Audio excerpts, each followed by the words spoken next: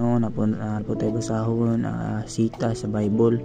So mao kani ang katapusang adlaw. So grabe yun, kani mo hadlok na kay mo mahitabo. So atong basahon sa ikaduhang Timoteo chapter 3 sugod sa 1 taman sa 5. So basahon nato, timan-i kini sa katapusang mga adlaw moabot ang mga malisod na panahon. Ang mga tawo magunahuna lamang sa ilang kaugalingon ug sa kwarta.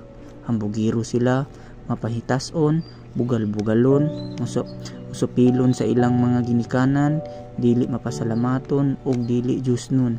Wala sila'y kaluoy, walay puangod, tigbutang-butang, mapatoyangon, bangis, madinumtanon sa maayo, mabudhion, mapasagaron o garboso kaayo. Palabihon nila ang kahilayan kaysa Diyos. Magpabilin silang relihiyoso apan isalikway nila ang matuod nga gahom niini. Likay kining mga tawhana. So klaro kay guys no nga kani lisod na ini pumaabot ani mga panahon na lisod na kaayo ni kay ang mga tao ani. So magunahuna lamang sa ilang kaugalingon ug sa kwarta. So dili na gyud sila motabang pa sa mga tawo.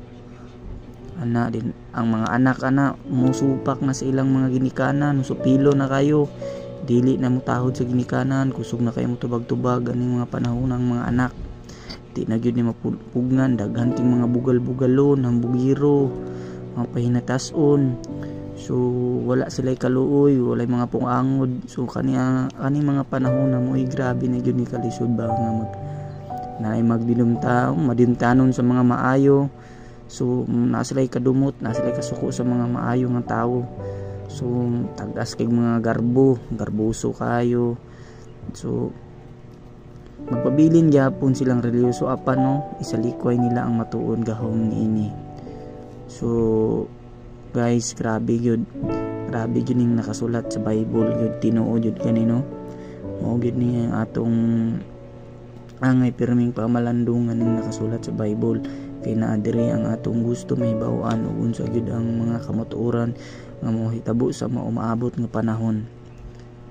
So na klaro kayo no, diri gyud nato ni sa mabasa sa ikaduhang Timoteo chapter 3 sugod sa 1 taman sa 5. So kamo gusto gyud mo basa pag gyud og masabtan ninyo, pwede mo moabreg Bible, library gyud kayo.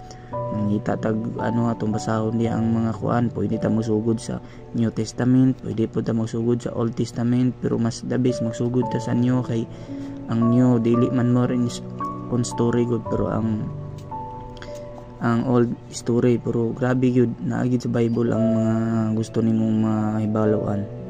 So maoran sa ako ma-share sa inyo no karong adlaw. Milyong salamat sa Dios gyud, salamat kayo.